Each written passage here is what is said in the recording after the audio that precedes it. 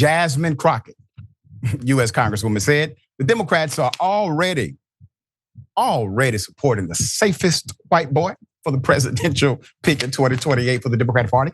Here it is.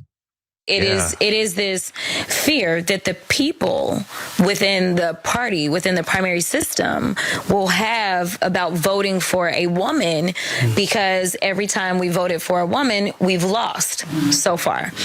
And I think that that's a natural fear because we just want to win.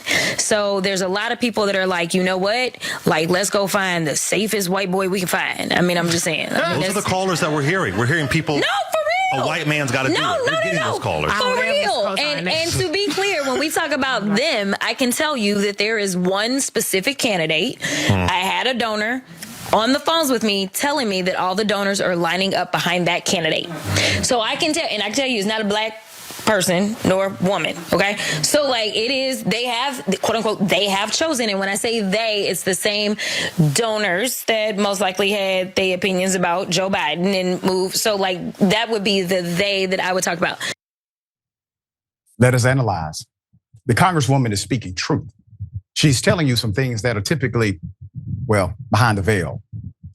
But it is interesting, the notion that every time we voted for a woman, we've lost. Really. Now, that is a notion held by many, ironically. We've been voting for white men since the beginning of this nation. Look where we are today. And if you want to do an analysis, white men have been losing for a very long time. But see, when a white male loses, nobody says we cannot elect a white male. We cannot put a white male up for the next election. The ideology becomes we just have to put a better white male up for the next election. You don't switch gender. You're not switching race. You just say, well, let's just have a better candidate next time. More in tune to the issues. We have to raise more money so that we can get our message out. We have to be more strategic about the way we align the campaign. But when it comes to women in particular, and particularly black women, the conversation becomes, well, we just have to pick a white male next time so we can win. Let's put up the picture full mask. The argument seems quite contradictory to me when people pose those notions. Democrats are eyeing the, quote, safest white boy ahead of the 2028 election cycle, which once again, she's telling the truth. Congresswoman Jasmine Crockett told the Urban View host Clay Kane and Richey Colbert. Reese is a good friend. She'll be on the show in a few days. In a clip from a town hall shared online Friday. The clip is part of a town hall that will be released on May 15th. She did not name names, but suggested the party already has, quote, one specific candidate in mind. In the clip shared by Kane, the group is speaking about potential candidates when Crockett offers her insight. Quote, it is this fear that the people within the party, within the primary system, will have about voting for a woman because every time we voted for a woman, we've lost, end quote, she explained. Crockett also said, quote, Trump, who is a misogynist, Trump, who is going to ramp up the misogynist in the first place because that's what he does. He is disrespectful, she added.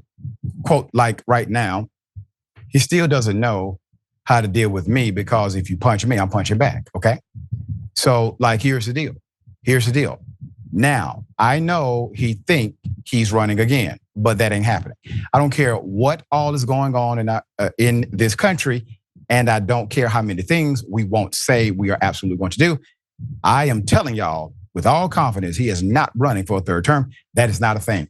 I was very happy to hear her say that because when Trump said he's not running for a third term, which he recently said this, I didn't believe it. But when Ms. Crockett said it, I can take that to the bank. So I'm relieved of that. Now, understand what she's making an argument, and I agree with her. Now, she didn't make it as plain as I'm about to make it. You have an unorthodox Donald Trump as candidate and president. He's unorthodox in both aspects. The traditional Democratic Party has no idea how to combat non-orthodox individuals.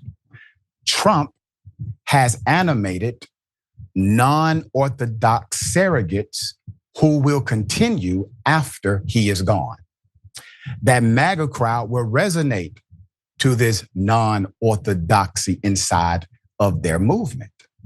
She is the only one, or one of very few, who has been successful at championing her causes while punching back significantly hard against the, newfound conservative movement.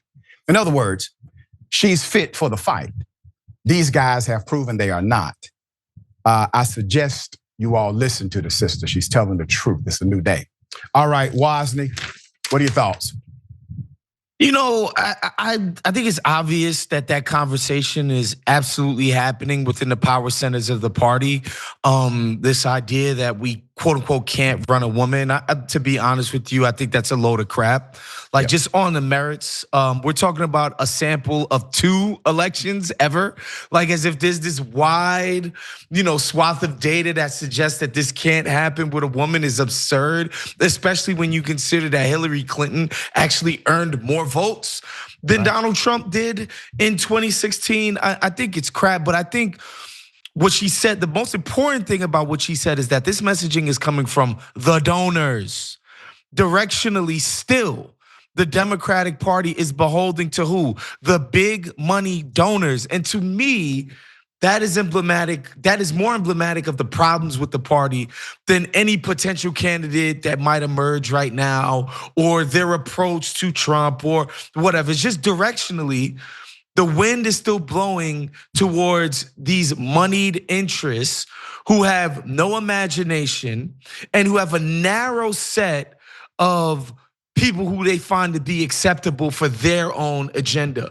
And I think that's what's ruining the party. I'm so happy she said, I spoke to donors. It's donors who are saying this kind of crap. And to me, and we've said this up here before, Dr. Richey, if you can get an ass whooping with the donors, why can't you try to do it without them? I'm sorry. It's not as if these people are some path to ultimate victory here. They're not. So why do you need to listen to these consultants and these idiots who gummed up the works in the campaign during the 2024 election anyway? Right, well said. And I would tell you, the donors will change their minds when their polling data comes out. So understand, they are limited in their power and many times will change their mind if you can show them the way.